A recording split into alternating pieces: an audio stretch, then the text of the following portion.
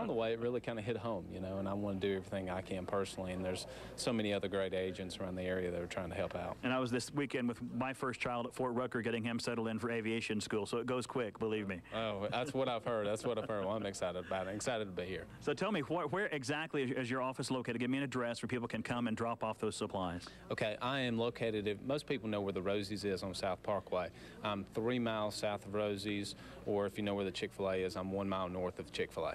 And Braxton, your office, of course, is in Hampton Cove. Where are you guys located? Right, the actual physical address is 131 Old Highway 431, but if you're familiar with the Exxon station or Carson's Grill, we're in that same shopping complex right next door to Wilson's Cleaners. So you can't miss us. We're right across the street from Publix, so there's a thoroughfare that runs through there to the Exxon station. So big red stripe on the window. So. And I'm sure if people then go to their local State Farm office that may or may not be participating, they'll still find their ways into the right offices. Absolutely, absolutely. That's if we'll get it to the right place where it needs to go. So if they don't have a box, we'll find a box to get it to Kids to Love. So it's no problem. Braxton Bradley, thank you very much for being here. We appreciate you coming in and spending your time and collecting and being a drop-off point for Kids to Love. Thank you. Thank you. All right, let's put you back to Mel now. Mel. Thank you, Brad. You know, of course, foster parents are the link between all the kids we're trying to help today and those of you who are helping. And joining me right now is one of those amazing foster parents, Denise Smith. Denise, thanks for being here. Tell me about your decision to become a foster parent and then later an adoptive parent. When I was a young school teacher, 33 years ago, a student came into my classroom who lived at a children's home. At Christmas time, she lost her place in the children's home, and there was no one to take her. So we took her in for 2 days and wound up keeping her for 6 months. I fell in love with foster care and see the need for it. That's why I've done it all these years. And you have 5 children now? I have 9 children right now. I have 5 through adoption. They all came out of the foster care system. I am blessed tremendously with 2 children by birth, 5 by adoption, and 2 foster children. How does the organization Kids to Love help you during this time as you're trying to send these children back to school with everything they need and then some of the things they want as well? Our children have the same wants and desires as everyone else, but our funds are limited. When I can get the help with the basics like pencils and pens and paper, then I can buy them those special outfits and the shoes and the things, the backpacks that they feel make them just like everybody else.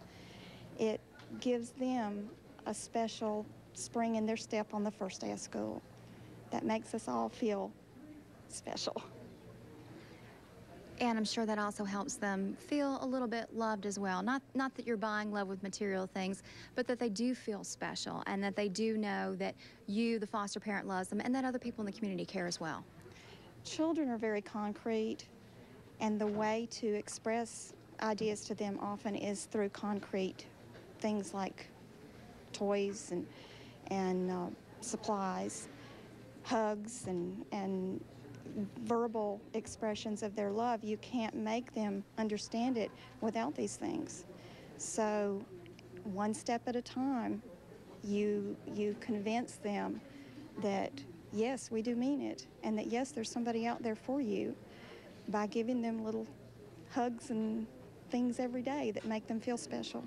All right, Denise, thank you so much for what you're doing for our area children, and thank you to our viewers who have already stopped by today to help. Your generosity is noted and appreciated, and we do hope that everyone who is able does stop by today at Woody Anderson Ford. As you heard Denise say, this is about much more than just pens and papers and backpacks. It's about making children here in the Valley feel special and loved, which each child deserves to have that feeling. Brad?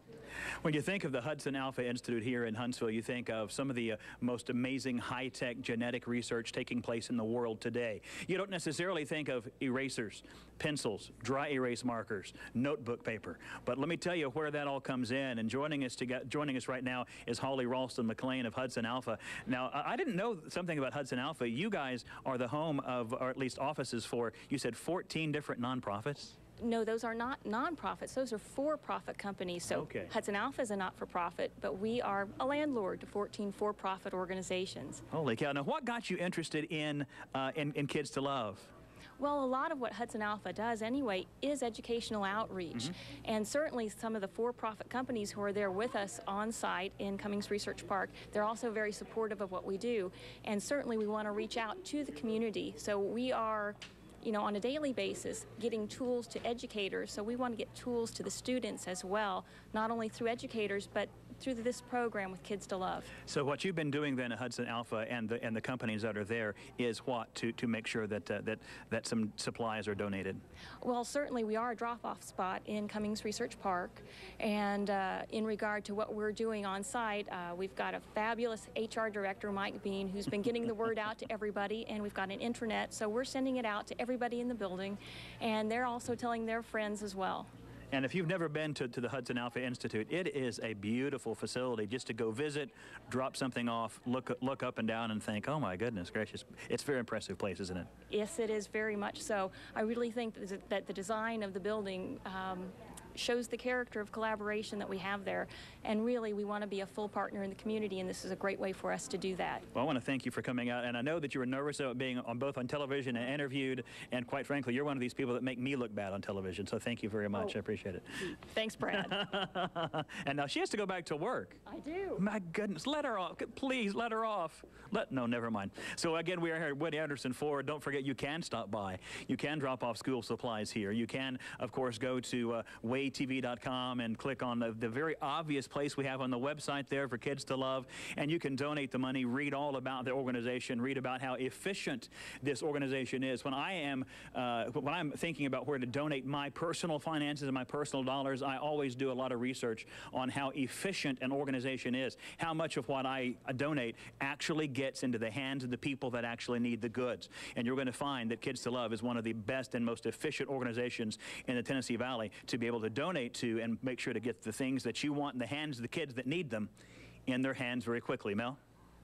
All right, thanks, Brad. I have here with me someone who would certainly agree with you on that, and that's Tony Jones of Boeing. We're also joined by Lee Marshall, Executive Director of Kids to Love. Tony drafted me in this one. He did. Couldn't do it without you. And you guys have a very long relationship. Tell me, what got you started with Kids to Love? Well, you know, first of all, we've been doing this for a long time in Huntsville, and when Kids to Love came around about 5 years ago, that was an opportunity for us to give those kids an opportunity to start day one at school, just like every other kid. And so not only we've done it a long time, then we focused our attention on Kids to Love and really helping those foster kids get off on the right step and give them that opportunity. We've been in schools in Boeing, wherever Boeing is, for many years. Every site has a similar program, but here in Huntsville, we're paired with Kids to Love, and we're very proud of that. Over the last 5 years, your employees have given literally thousands of backpacks. Do you feel like you get something back as well? Oh, yeah. I mean, this is one thing I think our employees look forward to every year. You know, it's all about our culture, all about the community, investing in the community, investing in the future. And for our employees, it just gives them an opportunity to give something back to the community, and in this case, Kids to Love. All right, Lee, what would you say about relationships like this? Is that an important factor in the organization's success? Absolutely. And, you know, it's the employees at Boeing that really make a difference, and they take pride in that. And, you know, different departments will challenge other departments, and how many backpacks can you get? And so I would like to take Boeing's commitment and challenge and success and use that to challenge other companies out there. Especially, we have so many larger, successful companies in the Tennessee Valley, and we have a huge truck outside that we are working to pack today. So I would like to challenge other companies to take Boeing's lead in investing in the lives of these kids and putting their education first. All right, Lee Marshall, thank you for joining us. Tony Jones as well, thank you for your involvement in Boeing. Thank you so much, and thank you for being here, and Lee, thanks to all you do. Always. Appreciate it. And if you're not in this, you're losing. This is a win-win situation, so I encourage everybody to step up. All right, Tony. Thank you. Thank you. Well, we couldn't put it better ourselves. Okay. Step on up to the plate. Do what you can to help these kids, whether you're a large company or just an individual family looking to teach your own kids a lesson about sharing and giving to others. This is a great way to do it. Brad? Drenda King is the director of the Madison County DHR. Drenda joins us now, and we want to thank you again for coming out and first off doing what you do and all the work that you do that people never know behind the scenes what DHR does in this county. Obviously, Madison County, the most populous county in North Alabama, also the largest need for families of foster children. Tell us, what would DHR do and the children of these foster families do without organizations like Kids to Love for this